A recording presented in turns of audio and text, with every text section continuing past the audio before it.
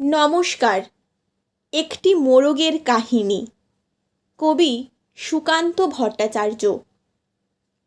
একটি মোরগ হঠাৎ আশ্রয় পেয়ে গেল বিরাট প্রাসাদের ছোট্ট এক কোণে, ভাঙা প্যাকিং বাক্সের গাদায় আরও 2-3টি মুরগির সঙ্গে।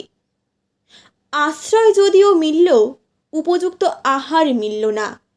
সুতীক্ষ্ণ চিৎকারে প্রতিবাদ জানিয়ে গলা ফাটালো সেই মোরগ ভোর থেকে সন্ধ্যা পর্যন্ত। তবুও সহানুভূতি জানালো না সেই বিরাট শক্ত ইমারত। তারপর শুরু হলো তার আস্তা কুড়ে আনাগোনা। আশ্চর্য, সেখানে প্রতিদিন মিলতে লাগলো ফেলে দেওয়া ভাত রুটির মতো চমৎকার প্রচুর খাবার। এরপর এক সময় আস্তা কুড়েও এলো অংশীদার, ময়লা ছেঁড়া ন্যাকড়া পরা 2-3টে মানুষ। কাজেই দুর্বলতর মোরগের খাবার গেল বন্ধ হয়ে। খাবার খাবার খানিকটা খাবার।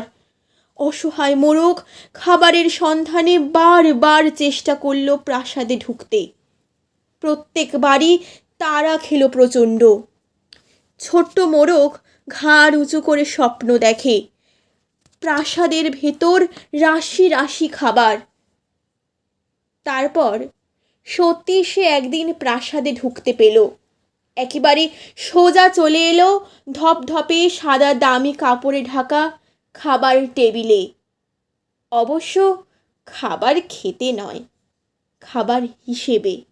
নমস্কার।